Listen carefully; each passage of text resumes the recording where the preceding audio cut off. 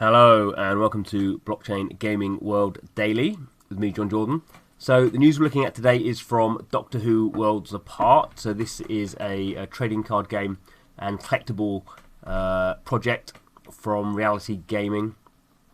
So it launched, did its first card drop, so the first kind of card packs were made available last year, and as with a lot of projects, they're kind of like slowly adding new features and in this case adding new packs.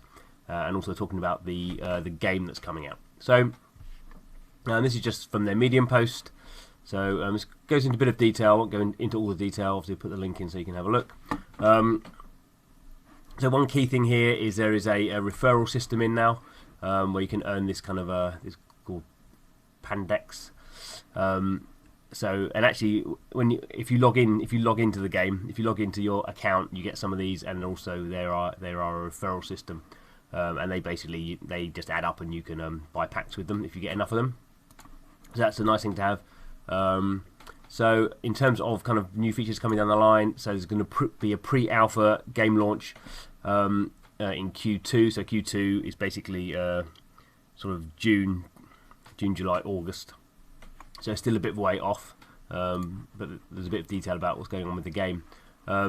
So there's different the way that kind of the Doctor Who Worlds Apart project works is there are cards which you use in the game and have kind of game like kind of stats on them, like you would expect with a kind of a Hearthstone type card, and those are it doesn't really matter what rarity they are in terms of you can just play them, but the rarity factor comes in the aesthetic look of the cards, and that is specifically the frames. So you potentially have the same card, but it has different frames, and that's kind of where the common to sort of epic, rare, legendary, however that works out. That's how that plays out. So you have these cards, and then they have different basically different frames around them, different shaped frames. So this one's like the Dalek or Cyber Warrior or Weeping Angel or TARDIS frames. So these early ones, the premium, exclusive, and TARDIS packs, which are the first ones to get launched, are now no longer available. So obviously the cards with those frames will still be available in the marketplace if people want to sell them, which presumably they will do, but the packs are no longer available.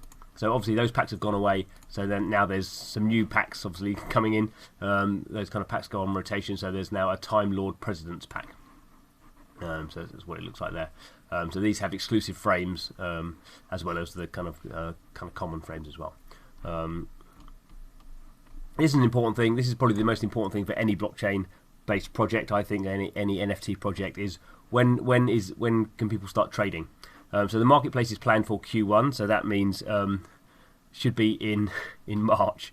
So Q1 ends in March the 31st. So they've not got that much, not too long before they can launch a marketplace. The thing is, Reality Clash have launched marketplaces before for NFTs, so it's not the first time they've done it. So it should be, none of these thing is straightforward, but it should be fairly straightforward to some degree. The important thing here is that there's a marketplace. It will allow you to withdraw to third-party marketplaces and also third-party wallets. So the projects from Reality Clash all work on Ethereum, but they kind of have they run on their own private version of Ethereum. So there's effectively like a private blockchain fork of Ethereum that all these things run on. You can think of it as sort of like a layer 2 almost, actually. And that basically means you don't pay any gas. Obviously, you have less security from a kind of a conceptual point of view. If you want to take out your items from that Ethereum fork and put them onto the Ethereum public mainnet, you can do that, but then you pay the gas fee. So that's the way these kind of things work. So if you wanted to take these cards and start trading them on third-party markets like OpenSea, you can do that, but you pay the gas. The point of running something on the kind of in-game marketplace is obviously, for people who don't know about blockchain, is it's simple. You're not dealing with private keys, and you have no gas fees. So that'll be interesting to see. The most important thing about having a marketplace allows you to get that initial idea of what I call price discovery, and that means that the developer has this view on what its rare products are and how expensive they're going to be. It's obviously sold them at a certain price, but when a marketplace launches, we have the first idea of what does the audience actually think. Now that will change over time, depending on if more when more people start to play the game as the game comes out. Maybe cards will change. So price discovery is a dynamic system, but we'll basically get the idea is you know, people have been buying these packs, but now they've not been able to trade them. Is there a market, particularly for these these cards, these frames that are no longer available? You know, they are now obviously should be seen as being more rare. But does anyone actually want to pay any more for those? This is the time we find out. Okay, so we have a whole bunch of stuff here about going on into game design. I'm not going to go into too much detail on this. What I think is interesting is they're saying that they're focusing on the new player experience, or what some people call the first-time user experience. Excuse me. And this is often a problem for trading card games where you have, it says here, 217 cards, and it's kind of like how on earth do you make a deck? Excuse me. So what they're saying here is they're gonna you know, in the early stages, kind of make it easy for everyone to kind of work out what's going on. So in a sense, you'll probably be getting, some people may be disappointed that you'll be getting a slightly kind of simplified version of the gameplay in the card game. So there's some talk here about this planet system, and so they can use planets as a way of kind of reducing the amount of options you have, to begin with at least. Obviously, as players get more advanced and people get more experience, I imagine there'll be maybe modes or different ways of going into that complexity. But to begin with, at least, everyone's new to the game.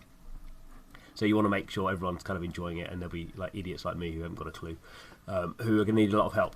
So anyway, so there's a whole bunch of stuff about planets and how planets work, and you basically choose a planet, and that sort of limits the cards that you can have in your deck. But you can like stack planets and have more power. A whole bunch of stuff about boards, and then it goes into all this kind of whole bunch of stuff I'm not going to go into. But if you're interested in the game, an interesting game design. It's interesting.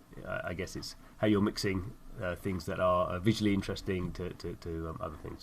So there's a 6-point profile for each card. So there we go. Check that out in the medium if you're interested. And if you're interested in starting to kind of collect some of these cards, these packs are available now. The time or present packs are available. And all you need to do is go and create a account on the Doctor Who Worlds Apart website. So there's no wallet required. The wallet is all created for you. So you just need an email and password, and obviously 2-factor authentication is sensible. And you buy these packs. You can use credit card if you want. Or PayPal, I think. So it is fairly straightforward to onboard onto this game. Obviously, who knows what the game's going to be? Who knows if how many people are going to be collecting? Seems like there is some interesting kind of sales figures around. So I think that these packs have done $100,000 in the first day. So people are interested. Obviously, it's Doctor Who. So that is a global brand, if a slightly more niche brand than something like a NBA Top Shot. But anyway, thanks for watching the video. Check out the links below. Please subscribe to the channel, and see you again soon.